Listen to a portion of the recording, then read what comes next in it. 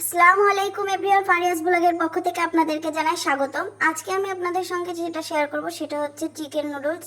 সম্পূর্ণ ঘরোয়া পদ্ধতিতে আমি কিভাবে বাসায় চিকেন নুডলসটা তৈরি করি সেটা আজকে আমি আপনাদের সঙ্গে শেয়ার করব, একদম সামান্য পরিমাণ জিনিস দিয়ে। এই যে প্রথমেই নুডলসটা সিদ্ধ করে নিচ্ছি। এই যে এই কয়টা রেসিপি দিয়ে আমি চিকেন নুডলসটা আজকে রান্না করব। তো প্রথমে নুডলসটা সেদ্ধ করে নিচ্ছি। দেন কড়াইতে তেল দিয়েছি, তেলটা গরম হলেই পেঁয়াজ কুচি দিয়ে দিলাম। তারপর আমি এটাতে অ্যাড করব হচ্ছে মরিচ কুচি। মরিচটা আমি অল্পই দিয়েছি, যেহেতু আমার ছোট বাবা আছে, সে হচ্ছে বেশি একটা ঝাল পছন্দ করে না, যার কারণে মরিচটা একদম অল্প পরিমাণ দিয়েছি। এখন পেঁয়াজটা নেড়েচেড়ে এটাতে আমি দেশি মুরগির মাংসটা অ্যাড করে দিচ্ছি।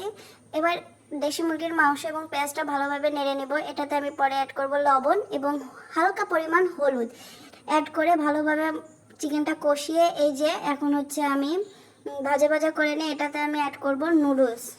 এই যে আমার নুডলসটা দিয়ে দিয়েছি। নুডলসটা হালকা নেড়ে নিয়ে এখন এটাতে আমি দিব হচ্ছে নুডলস মশলাটা। নুডলস মশলাটা দেওয়ার পরে ভালোভাবে নেড়ে ব্যাস রেডি হয়ে গেল আমার চিকেন নুডলসটা, সম্পূর্ণ ঘরোয়া পদ্ধতিতে আর কি। আপনারাও ট্রাই করবেন।